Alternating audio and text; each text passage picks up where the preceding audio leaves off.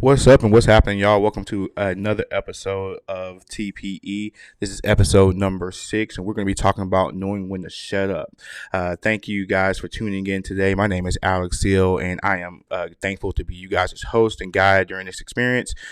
This is the TPE where we are going to push progress over perfection, but we're also going to push you getting outside of your comfort zone, and we're going to also push you to understand how to continue to steer the ship that we call life together through these episodes and through these talks. And you can find us on YouTube, Apple Podcasts, Google Podcasts, Anchor, Spotify. We appreciate you guys tuning in whichever method you guys choose. But I just want to jump right into the episode here. Again, we're going to be talking about knowing when to shut up and knowing when to kind of be quiet as a leader, or in your organization. I think it's very important. Sometimes I'll speak for me personally. I really get caught up in the idea of having to speak up and say and be the person who's talking. While things are going on in our organization, whether that's a meeting or on-site coaching. But sometimes there's immense value in when you realize when you need to take a step back and allow other people to flourish and allow other people to speak up and to say things. So what I like to do is try to outline some of the reasons why I would think that it is important for you to be quiet or shut up, just for lack of better words. And as you are looking to grow your organization, not even just your organization, grow in life in general. I think some of these concepts or some of these topic points for me translate into other areas outside of what you do, maybe professionally. You might be able to take some of this stuff home with you. To be honest with you, as it relates to your children development, the relationship with your spouse or what have you. So the number one thing that I think about when thinking about when it's time to be quiet and when it's time to shut up is when you hear the voice of an emerging leader. Right. And so it's our job as leaders in the organization to always be looking for the next person up, to the next emerging leader, the next person who's going to help partner in advancing and moving forward your organization. And I think once you identify that individual and you give them the proper training and skills, I think that's very important.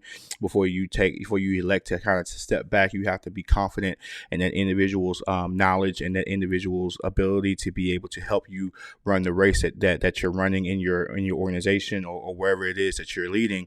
But once that person has that confidence and you start to hear them speak up, and once you start to hear them starting to try to put their thumbprint on what you're doing organizationally, it is very important that you as the leader recognize that and take a step back. Again, I'm usually, I find myself usually being the person who's the most talkative in meetings or the most talkative around the business. But it's very important for me to recognize when I need to step back and I need to be able to give breathing room, and I need to give the individuals around me the opportunity to be able to speak up and to talk about the things that are important to them, particularly as it relates to the area of the organization that they're focused in. A lot of times we suffocate and stifle the trajectory of our organizations because we don't allow other people to step up and to be able to express themselves, and to be able to really refine and tune up or really just develop their leadership as a whole. The best way to develop any facet of your being is repetition. The ability to be able to repeat and put into actual practice the things that you've learned, and to put into actual practice the things that you the knowledge that you have. And one of the best ways and more effective ways to being able to do that is to being able to express and articulate yourself in a way that you can be heard. And so I think it's very important. The number one, once you delivered those skills, and once you're secure in your thought process of, okay, this person understands what it is that what our vision is, this person understands what our mission is, this person understands what my guardrails are, what my key yeses and key nos are. And once you got those things established, you can definitely give that individual or that set of individuals some leeway to be able to add more value and add more substance to the conversation by giving them more space to operate.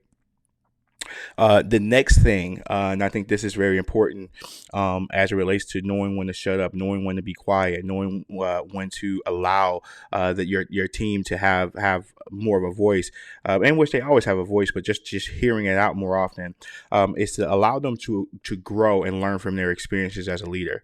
A lot of times, in my line of work and in my business, I've been with Chick-fil-A now. This is going on 20 years, and I've seen a lot of things. And I've quickly come to the realization, not let me rewind, not say quickly, but I've come to the realization over the last few years, that there's more than one way to skin a cat, and not necessarily my ideas aren't always the number one ideas that we should go with. There's other people who are on the team who have perspective, they have opinions, and then they have the skill set to be able to contribute to what we're doing beyond just doing what they're told. So I think it's very important that win, lose, or draw, that you allow your leaders to speak up and to implement things that they've vetted themselves as it relates to solving issues that exist in your organization. I think this is super important. I think this is very important to the development of your team, and it can not say necessarily make or break, but it can really put the brakes on your development if you do not allow them to learn from the things that they wanted to do or what they wanted to implement. I think it's a fine line from just letting somebody just do whatever they want to do. Again, like I said before in the previous topic, when you have those established guardrails, you have those established kind of barriers, not necessarily barriers, but those established like, hey, these are definite no's and these are definite yeses. Once those are kind of clearly articulated, I think it's cool for you to allow people on your team to be able to make their ideas come to life. Because what happens is that number one, genuinely, you might have a really good idea that you might have on the surface in a spontaneous reaction might have thought that wasn't effective, or might not have thought that it was it would make sense. But once you started working through it, and then number one, once you start working through it, number two, once you start to actually apply yourself genuinely to that idea, and in the terms of support, in terms of how you go about making sure that leader is supported in the follow through of seeing whatever their ideas come to action, and it could be profitable. And so you would have never known that if you didn't learn to be quiet in that moment and let that leader express themselves. But on the flip side of that, if there's some mode of failure there, that's a great learning opportunity, a great coaching opportunity for that leader to say, number one, hey, I failed, but at least I was given the ability to be able to try something. And that feeling that you can pour into a leader of the you, number one, hey, I got confidence in you, whether you fail or win, that we're going to get behind this idea, we're going to try to make it happen. That even in the failure, that knowing that for a emerging leader, a young leader is a huge confidence booster. And the next idea might be the rock star, it might be the home run, but you never get to that next idea unless you allow the first idea to happen. So that's very important. So you have to allow give your team, your leaders and your teams room to win and to fail through allowing them to articulate their ideas and implement their ideas. But you won't get to that realization or to that point unless you're willing to be quiet, unless you're willing to allow them to make those things happen. And like I said, that the people who you are leading will appreciate you greatly if you did this, because it shows to them that you trust them, and then that you value what they bring to the table.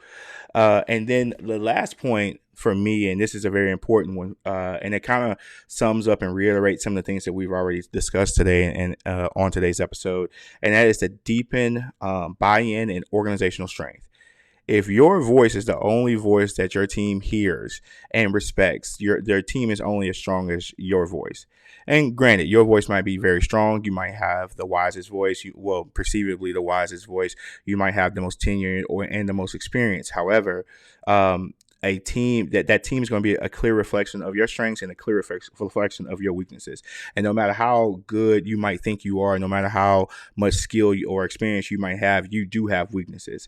And so if you were to create windows and doors for other leaders to be able to express themselves, for other leaders to be able to articulate what they think is important in the business, for if you allow other leaders to be able to give feedback and you to actually take that feedback and apply it and within what you guys do, whether that's a system recalibration or a complete system refresh, or that's, feedback about my performance as the leader in the organization, or the feedback of others.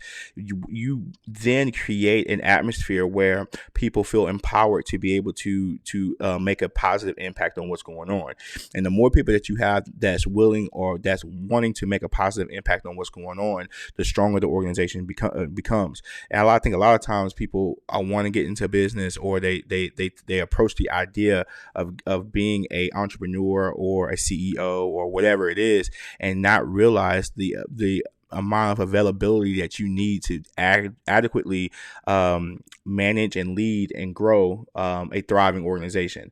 I think I take it from me, the organization that I'm the most affiliated with now is we're open 16 hours a day, and I think it's kind of unrealistic to think that I'm going to be available for every one of those hours in a high capacity. I try to make it a point to make myself available. From a telecommunication standpoint, you can call me on my phone or you can text me, all those hours. But in terms of 100% locked in, I'm not 100% in the organization on site at multiple locations all 16 hours of the day. It's kind of impossible. I can't be everywhere all the time for everybody. But the thing is, that's the beauty of having a team, and that's the beauty of being able to develop and grow a team.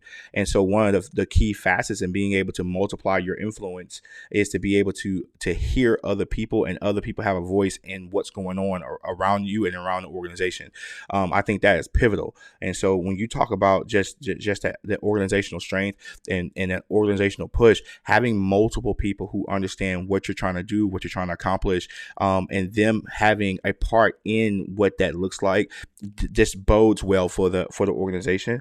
Then also, you ultimately drive buy-in, which I think is one of the most intangible fuels that any organization can have.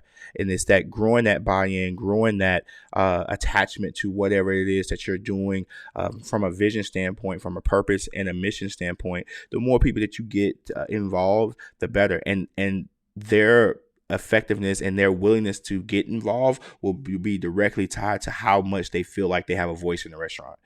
And I'm sorry, not necessarily the restaurant, but in the organization. So your ability as a leader to recognize when it's time for you to step in, because there'll be times, don't get me wrong, I'm telling you all this about, being quiet and letting people develop and grow, but there'll be moments where you have to kind of step in and coach, and the best leaders, the best coaches understand when those moments happen. But I think more importantly, they really, really, really, really, really understand when it's time for them to take a step back. And they really understand when it's time for them to, hey, let me reserve my words here and allow that individual to say what they feel, or allow that individual to give their opinion, and sometimes allow that individual to vent.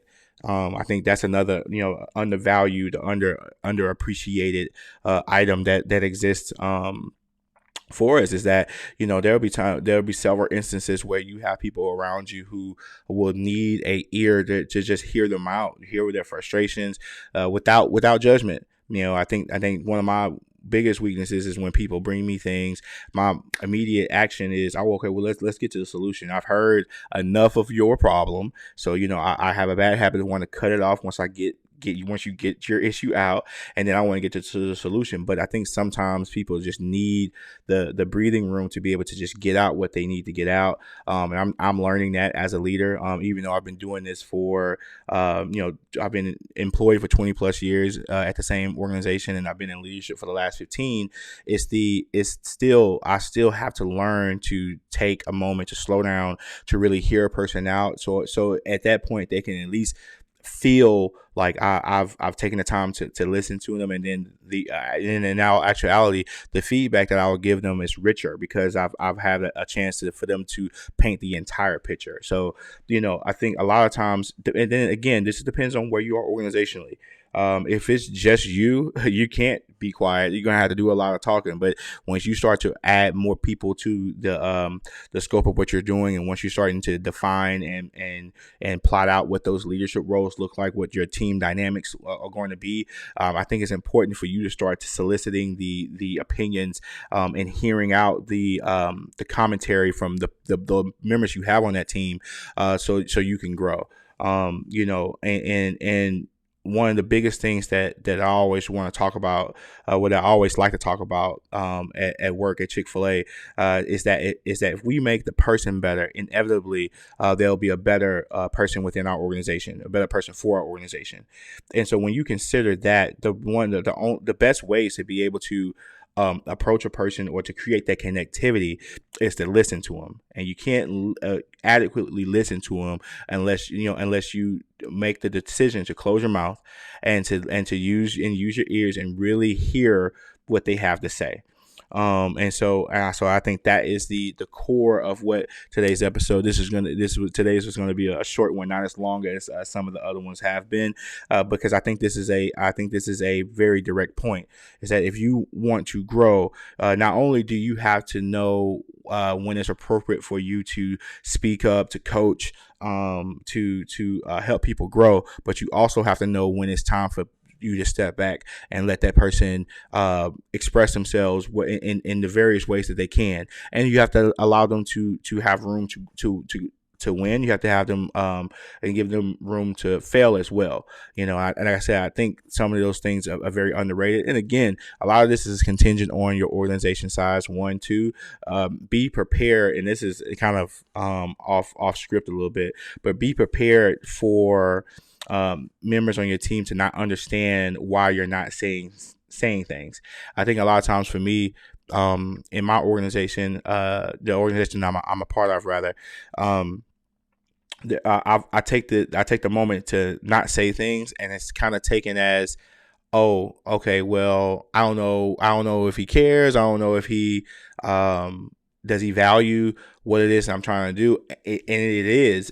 But my biggest thing is I don't want the leader to lose their own sense of confidence or their own sense of ability to be able to do something because I'm intimately involved in whatever there is they're trying to do, or I'm overly trying to get behind whatever the idea or the opinion or feedback that they have.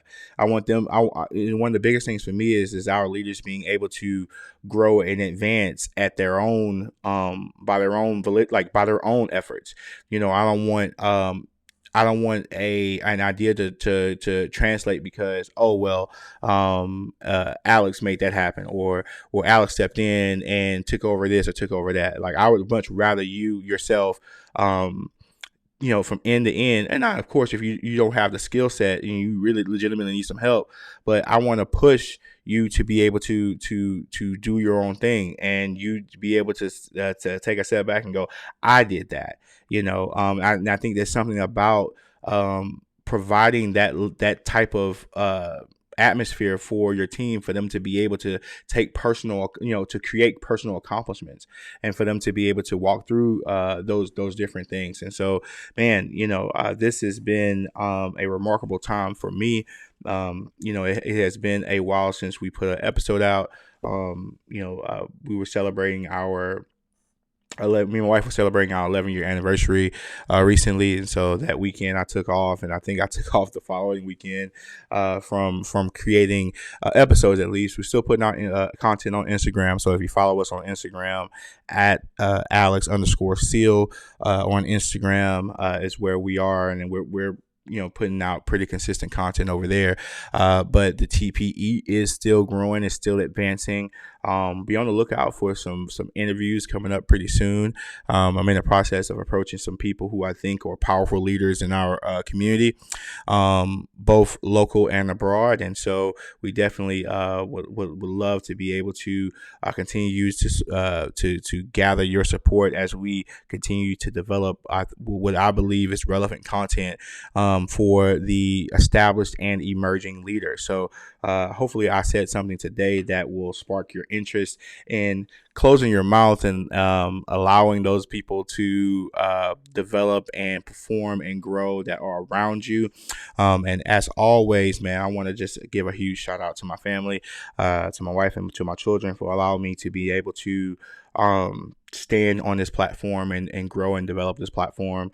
And as always, love what you do, love who you are, and always try to be the best version of yourself each and every day. Peace out, TPE family. Until next time.